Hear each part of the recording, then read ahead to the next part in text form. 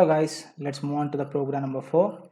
In this program, we're going to discuss about reversing a number and check whether the given number is palindrome or not. So palindrome is if you reverse a number, if the number is still the same, it's called as palindrome number. For example, 111.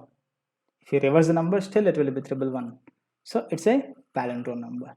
So let's have a look at the logic part, that how can we reverse a number. Now let's quickly look into the program once. So now here we have taken some variables like num, temp, reminder and reverse. So this reverse is going to store the reverse of the number, and num is going to store the original number which is given by the user, so that we can at the end we can compare this num with the reversed number to check whether the given number is palindrome or not. So by using scanf, we're going to take num value from the user, and temporarily we're going to store that value inside a variable called temp, because we have to perform that reversing process by using this num value. So that's why temporarily I am going to store that variable in some other variable so that we can compare that at the end, right? So the original number is going to be stored inside temp. So let's have this while loop, and the condition that we have written is num is greater than 0. Until the number is greater than 0, we have to keep on iterating inside this loop. Now let's have a look at the process, that how can we reverse the number. So let's say 1 2 3 is greater than 0. That's the first condition. Now this condition is true. What we're gonna do, we're gonna go inside this loop, right? So reminder equals to, we're gonna grab the remainder of this 1 2 3. So let's see, 1 2 3 modulus 10. What will be the remainder? 3, right? 1 2 3 modulus 10. 3 is going to be the remainder. So in remainder, we're gonna store the value 3. After that, what we have to perform, reverse equals to reverse into 10. That means what's the value of reverse initially? Initially reverse value is 0. 0 into 10 plus remainder. What's the remainder value now? 3. So now the value which will become is 0 plus 3. 3 is going to be stored inside reverse. Then after that, I am going to perform num equals to num divided by 10, right? So that in the next iteration, instead of 1 2 3, we can eliminate 3, because already by using 3 we have done the processing work here.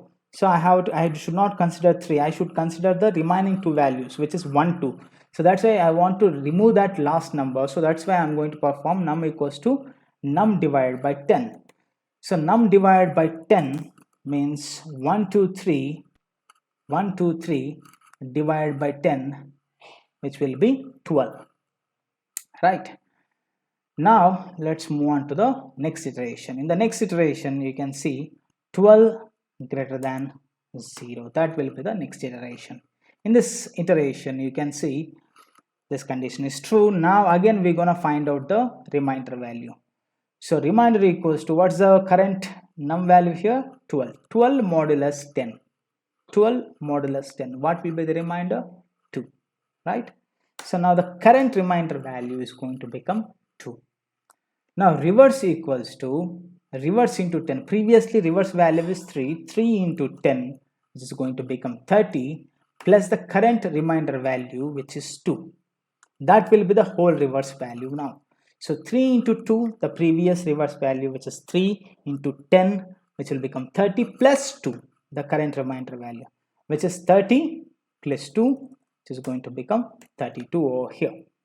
And again, we have to update the num value in the next statement. Already we have done the processing of 1 2 3. After that we have eliminated 3 from there, so it will become 1 2. Now again we have to remove the another value, which is 2, and we have to get 1 over here. So that's why again num equals to, what's the current num value? Which is 12.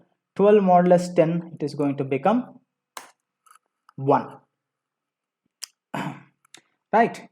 So now let's move on to the next iteration, right? So you have to I think you have to figure out they don't have to confuse between the modulus and division, because that's the basic part.